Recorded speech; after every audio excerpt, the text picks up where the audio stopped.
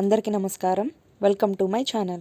ఈరోజు ఈ వీడియోలో శ్రీరామ నవమి నాడు శ్రీరామునికి అర్పించే నైవేద్యాల్లో ఒక్కటైన బెల్లం పానకం తయారీ విధానం చూద్దాము. ఇక వీడియోలోకి వెళ్ళిపోదాము. అంతకంటే ముందు ఎవరైతే నా ఛానల్ని ఫస్ట్ టైం విజిట్ చేస్తున్నట్టయితే లైక్ చేయండి, షేర్ చేయండి, సబ్స్క్రైబ్ చేయండి, పక్కనున్న బెల్ ఐకాన్ను ప్రెస్ చేయండి. నేను చేసే ప్రతి వీడియో నోటిఫికేషన్ మీకు ముందుగానే వచ్చేస్తుంది. దీనికి ముందుగా బెల్లం తీసుకోవాలి. దీన్ని చక్కగా ఏ ఉండలు లేకుండా దంచుకోవాలి.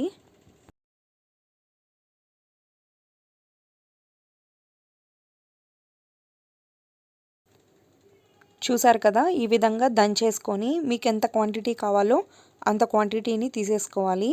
నేను ఇక్కడ 1 కప్పు క్వాంటిటీ బెల్లాన్ని తీసుకున్నాను. దాన్ని ఒక బౌల్లోకి యాడ్ చేసేసుకున్నాను. ముందు బెల్లం కరిగే వరకు వాటర్ని యాడ్ చేసేసుకోవాలి. ఎక్కువ వాటర్ యాడ్ చేయొద్దు. వీటిని ఒక 30 నిమిషాల పాటు పక్కన పెట్టేసుకోండి. బెల్లం అనేది కరగాలి కదా. 30 నిమిషాల తర్వాత మళ్ళీ దాన్ని చేత్తో చక్కగా చిదమండి. బెల్లం అనేది చక్కగా కరిగిపోయిన తర్వాత బెల్లాన్ని మళ్ళీ ఈ నీళ్ళని చక్కగా వడకట్టుకోవాలి. ఎందుకంటే అడుగున మట్టి ఉంటాయి. దీన్ని పక్కన పెట్టేసుకోవాలి.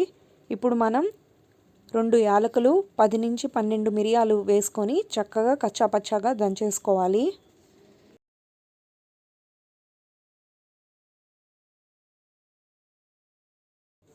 ఈ విధంగా కచ్చాపచ్చాగా దంచేసుకున్న తర్వాత మనం ముందుగా తీసి పెట్టుకున్నాం కదా బెల్లం వాటర్ని వడకట్టుకొని ఒక బౌల్లోకి తీసేసుకోవాలి. తీసుకున్న తర్వాత స్వీట్నెస్కి తగినంత వాటర్ని యాడ్ చేసేసుకోండి. దీంట్లోకి ఒక 6 నుంచి 7 తులసి ఆకులు యాడ్ చేసేసుకోవాలి. తర్వాత మనం ముందుగా కచ్చాపచ్చాగా దంచి పెట్టుకున్న యాలకుల మిరియాల పౌడర్ని ఇందులోకి యాడ్ చేసేసుకొని ఒక్కసారి చక్కగా మిక్స్ చేసేసుకోవడమే. చూసారు కదా, ఎంతో సింపుల్గా బెల్లం పానకం తయారీ విధానం. ఇది కేవలం శ్రీరామ నవమి నాడే కాకుండా ఈ ఎండాకాలంలో అప్పుడప్పుడు తయారు చేసుకొని తాగితే ఒంటికి చలవ చేస్తుంది. ఇంతటితో ఈ వీడియోని ముగిస్తున్నాను. Thanks for watching.